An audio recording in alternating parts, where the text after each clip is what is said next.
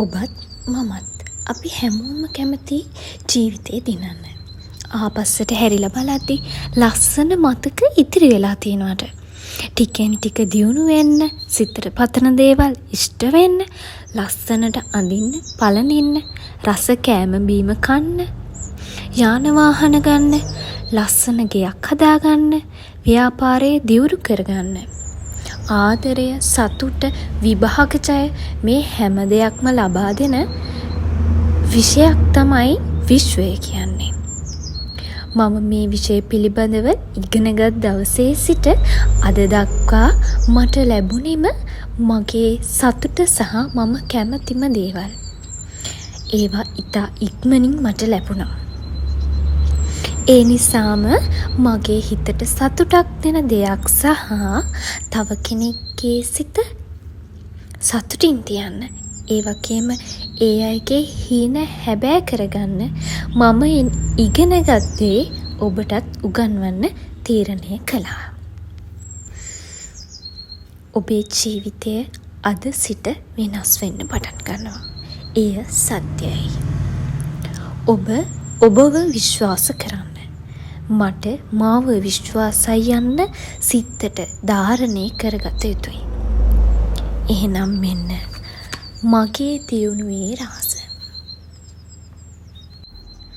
ඒ තමයි විශ්ව ආකර්ෂණ නීතිය. ඔබගේ වාසනාවට නෙත ගැටුණු මෙම වීඩියෝව නිසා ඔබට ධනය, ආකර්ෂණය, ආදරය නොඅඩුව ලැබෙනවා සත්‍යයි. විශ්වය හැදිලා තියෙන්නේ විවිධ ශක්තියින් එකතු වෙලා. ඒ තමයි ධන ශක්තියින් හා ඍණ ශක්තියින්. මෙම ධනාත්මක ශක්තියින් සහ ඍණාත්මක ශක්තියින් යනු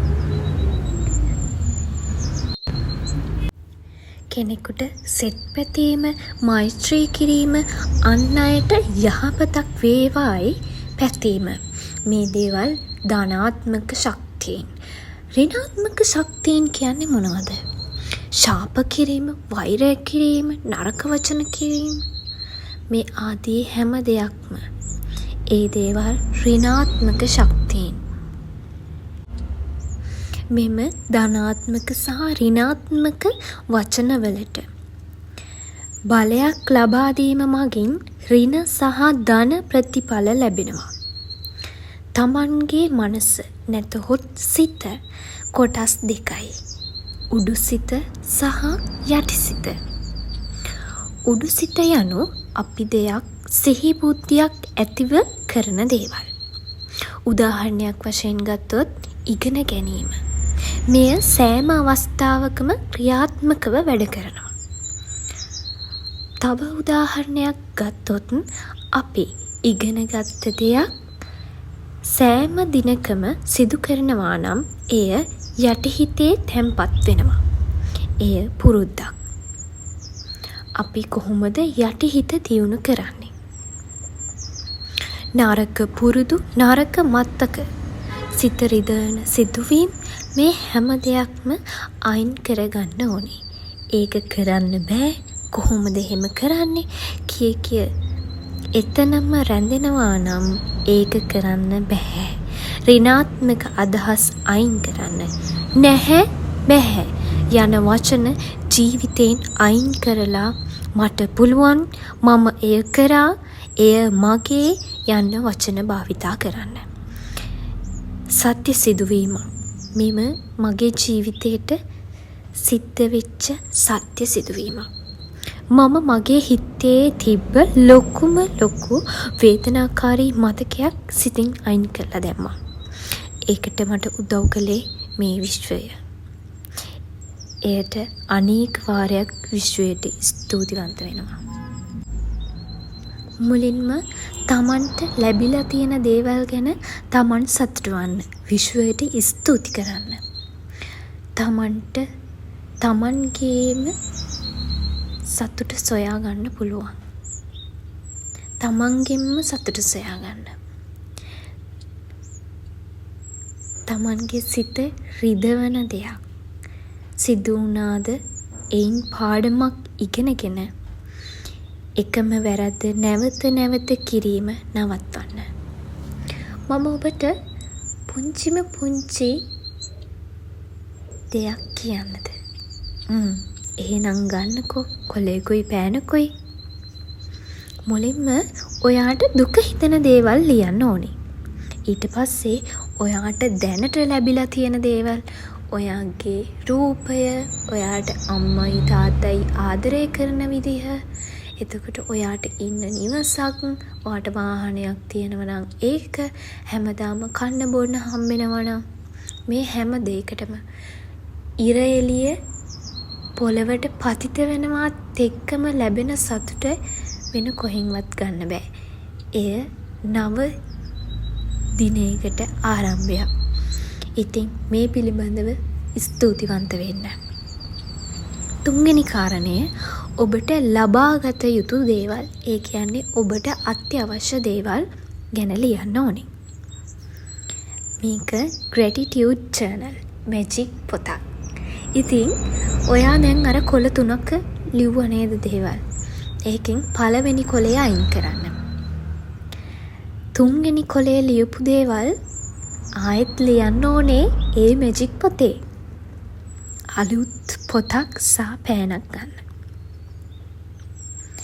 හැම දෙයක්ම ඉෂ්ට වෙනවා අනිවාර්යයි. මේ පොතේ ලියන හැම දෙයක්ම ඉෂ්ට වුණා. මගේ ජීවිතේ මං විශ්වයට නැවත වාරයක් ස්තුතිවන්ත වෙනවා මගේ ජීවිතේ වෙනස් කරාට. ඉතින් මේ ලියන දවසේ ඕනෑම වෙලාවක් නිදහස් වෙලාවක් තෝරගන්න. කවුරුත් නැති නිදහස් තැනක වෙනම ලියන්න පුළුවන් නම් ගොඩාක් හොඳයි. ඔයාට පුංචි වෙලාවක්ද ලොකු වෙලාවක්ද ගන්න පුළුවන්. ඒ ඕනම වෙලාවක් ගන්න. මේක නිදහසේ ලියන්න ඕනි. මනස නිරවුල්ව තියෙන්න ඕනි. මේ ක්‍රමය අනිවාර්යෙන්ම ලිවිය යුතුයි. ඔබ පෑනක් අරගෙන ලිවිය යුතුමයි. ඔබ මේ පොතේ Tamanට අත්‍යවශ්‍ය අරමුණු ටික ලියා ගන්න ඕනේ. ඒක පළවෙනි පිටුවේ තමයි ලියා ගන්න ඕනි. මෙම ලියන දේ වර්තමාන කාලයෙන් ලියන්න ඕනි. මේ අරමුණු ඉෂ්ට වුණා කියලා හිතාගෙන ලියන්න ඕනේ. උදාහරණයක් වශයෙන් මම පැහැදිලි කරන්නම්. මම ස්තුතිවන්ත වෙනවා මට අලංකාර නිවසක් ලැබීම පිළිබඳව. තව උදාහරණයක්, මම ස්තුතිවන්ත වෙනවා මට BMW කාර් එකක් හිමි වෙලා තියෙන නිසා.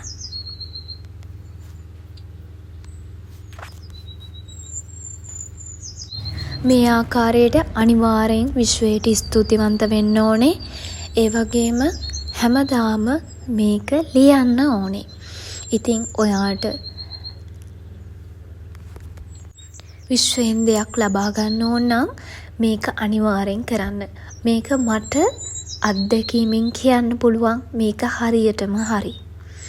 විශ්වයට ස්තුතිවන්ත වෙන්න සෑම දිනක්ම ඔබ ඇඳෙන් බිමට බහිනකොටම විශ්වයට ස්තුතිවන්ත වෙන්න. ඒ වගේම සියලු සත්වයෝ නිදුක් වෙත්වා, නිරෝගී වෙත්වා, සුවපත් වෙත්වා කියලා ප්‍රාර්ථනා කරන්න.